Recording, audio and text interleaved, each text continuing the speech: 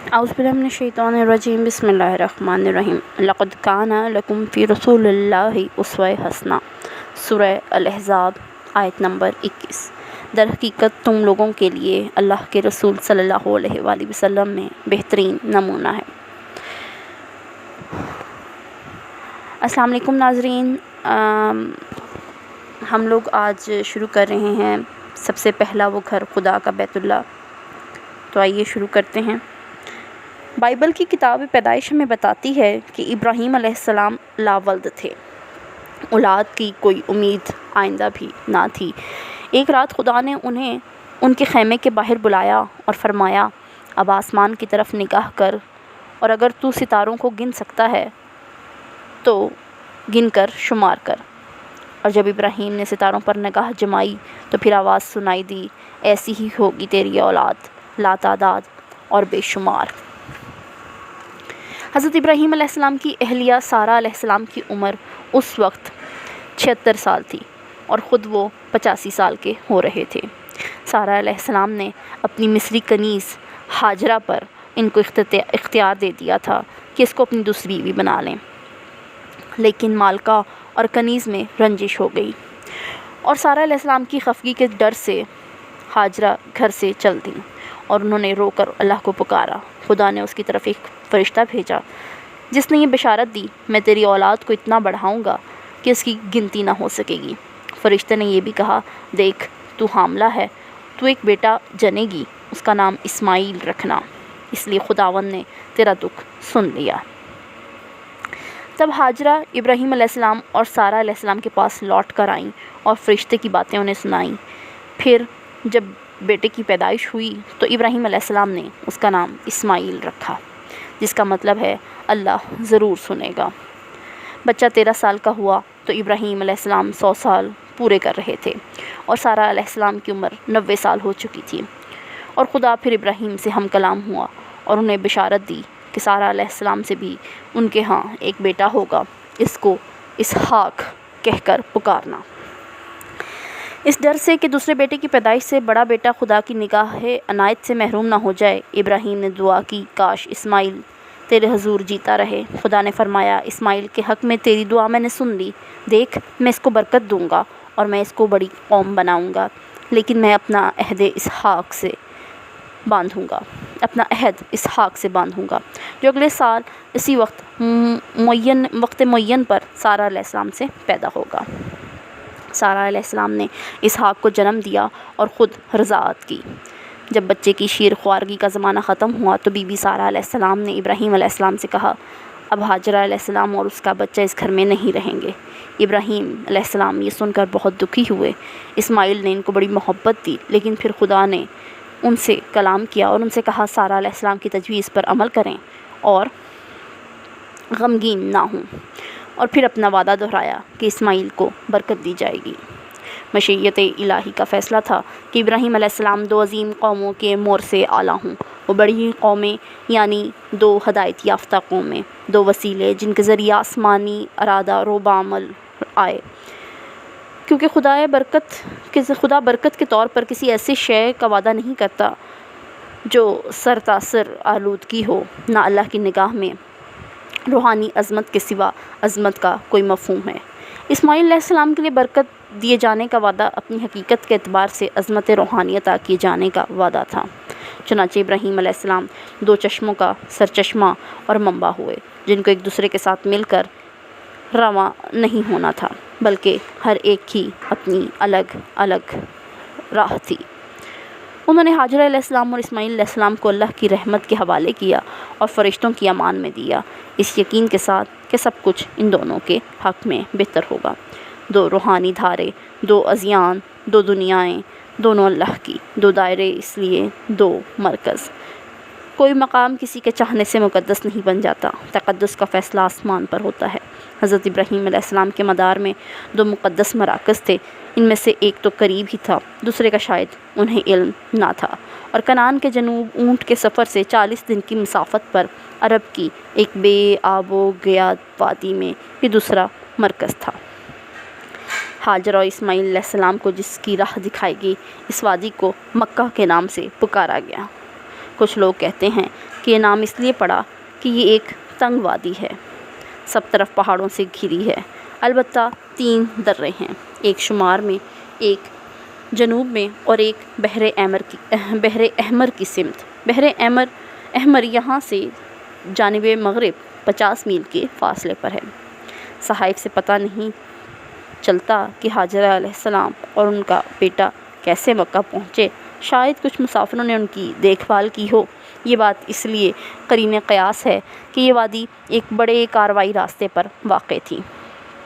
اس راستے کو کبھی کبھی جادو خوشبو بھی اس لیے کہا جاتا تھا کہ نجورات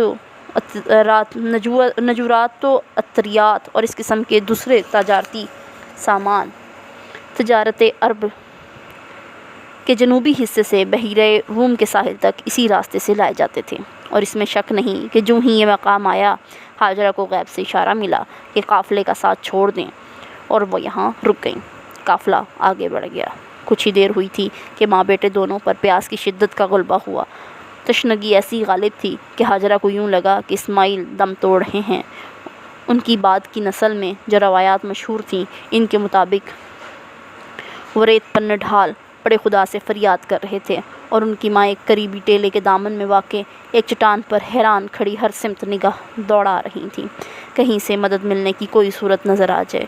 کوئی دکھائی نہ پڑا تو وہ تیزی سے ایک دوسرے مقام پر جا کھڑی ہوئیں جہاں سے دور تک نگاہ دوڑائی جا سکتی تھی، لیکن وہاں سے بھی کوئی نظر نہ آیا۔ نیم بدحواسی کے عالم میں انہوں نے دونوں مقامات کے درمیان 7 چکر کاٹے۔ 7ویں چکر کے خاتمے پر جب وہ تھک کر مقابل کی چٹان پر ذرا دم لینے بیٹھی تھیں کہ فرشتے نے انہیں آواز دی۔ کتاب پیدائش کے الفاظ ہیں، اور خدا نے اس لڑکے کی آواز سنی، اور خدا کے فرشتے نے آسمان سے حاجرہ کو پکارا اور اس سے کہا، اے حاجرہ، تجھ کو کیا ہوا؟ مت ڈر، کیونکہ خدا نے اس جگہ سے جہاں لڑکا پڑا ہے اس کی آواز سن لی ہے۔ اٹھ اور لڑکے کو اٹھا اور اسے اپنے ہاتھ سے سنبھال، کیونکہ میں اس کو ایک بڑی قوم بناؤں گا۔ پھر خدا نے اس کی آنکھیں کھولیں اور اس نے پانی کا ایک کنواں دیکھا۔ یہ پانی دراصل ایک چشمے کا تھا جو اسماعیل علیہ السلام کی ایڑی کی رگڑ کے نتیجے میں حکم الہی سے ریت سے ابل پڑا تھا۔ اس کے بعد پانی کی انتہائی خوبی اور بہتات کے سبب یہ وادی جلدی قافلوں کا پڑاؤ بن گئی، اور کنویں کا نام زمزم پڑ گیا۔ جہاں تک کتاب پیدائش کا تعلق ہے، یہ اولاد ابراہیم کی دوسری شاخ کا نہیں، اسحاق اور اولاد اسحاق کا صحیفہ ہے۔ اسماعیل کے بارے میں کتاب پیدائش میں بتاتی ہے، اور خدا اس لڑکے کے ساتھ تھا، اور وہ بڑا ہوا اور بیاباں میں رہنے لگا اور تیر انداز بنا۔ اس کے بعد اس کتاب میں شاذ و نادر ہی کہیں ان کا ذکر ملتا ہے۔ یہ خبر دینے کہ اسماعیل اور اسحاق دونوں بھائیوں نے مل کر اپنے باپ کو برون میں دفن کیا، اور چند برس بعد یسوع نے اپنے رشتہ دار اسماعیل علیہ السلام کی بیٹی سے نکاح کیا۔ تاہم اسماعیل علیہ السلام اور ان کی ماں کی بالواسطہ مدح ثنا زبور میں وارد ہوئی ہے۔ آغاز یوں ہوتا ہے، اے لشکروں کے خداوند، تیرے مسکن کیا ہی دلکش ہیں، اور زبور میں یہ بھی بتایا گیا ہے کہ وادی سے ان کا گزرنا زمزم کے معجزے کا سبب بنا۔ مبارک ہے وہ آدمی جس کی قوت تجھ سے ہے، جس کے دل میں ان کے طور طریقے ہیں جو وادی مکہ سے گزر کر اس کو چشمہ زار بنا دیتے ہیں۔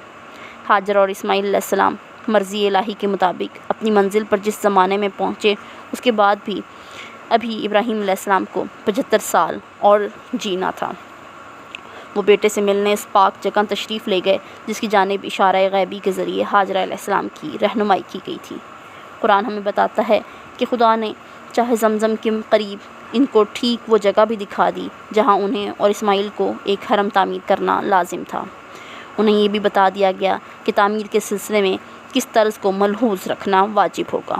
اس کا نام کعبہ اس کی شکل کے سبب ہے جو قریب قریب مکعب نما ہے۔ اس کے چاروں کونے قطب نما کی 4 سمت، مشرق، مغرب، شمال، جنوب کے رخ ہیں۔ اس عمارت کو تقدس اپنی جگہ پر، لیکن اس مقدس مقام میں مقدس ترین شے ایک آسمانی پتھر ہے جس کے بارے میں کہا جاتا ہے کہ پاس کی ابو قبیس کی پہاڑی سے ایک فرشتہ ابراہیم علیہ السلام کے پاس لایا تھا۔ زمین پر آنے کے بعد سے اب تک یہ پتھر وہیں محفوظ رکھا گیا ہے۔ جنت سے جب یہ نیچے آیا تو دودھ سے زیادہ سفید تھا۔ لیکن اپنائے آدم کے گناہوں نے اس کو حجر اسود یعنی کالا پتھر بنا دیا۔ اس سیاہ پتھر کو انہوں نے کعبہ کے مشرقی گوشے میں چن دیا، اور جب حرم کی تعمیر مکمل ہو گئی تو خدا نے ابراہیم علیہ السلام سے پھر کلام کیا اور انہیں ہدایت دی کہ مکہ وہ نام جس سے بعد میں اس نے شہرت پائی کی جانب حج کے مناسک کو رواج دیں۔ میرے گھر کو طواف کرنے والوں اور قیام و رکوع و سجود کرنے والوں کے لیے پاک رکھو، اور لوگوں کو حج کے لیے اذن عام دے دو کہ وہ تمہارے پاس ہر دور دراز سے پیدل اور اونٹوں پر جنہیں بعد مسافت نے لاغر کر دیا ہو سوار آئیں۔ یہ ہوا کہ ہاجرہ علیہ السلام نے ابراہیم علیہ السلام کو مدد کی جستجو میں اپنی بھاگ دوڑ کا حال بتایا تھا، چنانچہ انہوں نے اس عمل کو کہ حاجی 7 بار صفا و مروہ جن 2 ٹیلوں کے درمیان ہاجرہ علیہ السلام نے چکر کاٹے تھے ان کا بھی یہی نام پڑ گیا تھا کہ درمیان صحیح کریں مناسک حج کا حصہ بنا دیا۔ اور بعد میں حضرت ابراہیم علیہ السلام نے دعا کی، شاید کنعان پر پہنچنے پر گرد و پیش گیہوں اور اجناس کے لہلہاتے کھیتوں اور شاداب چراگاہوں پر نگاہ ڈالتے ہوئے، پروردگار، میں نے ایک بے آب و گیا وادی میں اپنی اولاد کے ایک حصے کو تیرے محرم گھر کے پاس لا بسایا ہے۔ پروردگار، یہ میں نے اس لیے کیا ہے کہ یہ لوگ یہاں نماز قائم کریں، لہٰذا تو لوگوں کے دلوں کو ان کا مشتاق بنا اور انہیں کھانے کو پھل دے، شاید کہ یہ شکر گزار بنے۔ ویڈیو سننے کا بہت بہت شکریہ۔ اگر آپ کو میری ویڈیوز اچھی لگ رہی ہیں تو انہیں سبسکرائب کیجئے، چینل کو سبسکرائب کیجئے، انہیں لائک کیجئے اور شیئر ضرور کیجئے۔ بیل آئیکن کو ضرور پریس کیجئے گا تاکہ آنے والی تمام ویڈیوز آپ تک سب سے پہلے پہنچیں۔ آپ چینل کو سبسکرائب کریں گے تو یہ مجھے موٹیویشن ملے گی، میں مزید اسی طرح کی کتابیں پڑھ کر آپ کے سامنے پیش کرتی رہوں گی۔ اللہ حافظ۔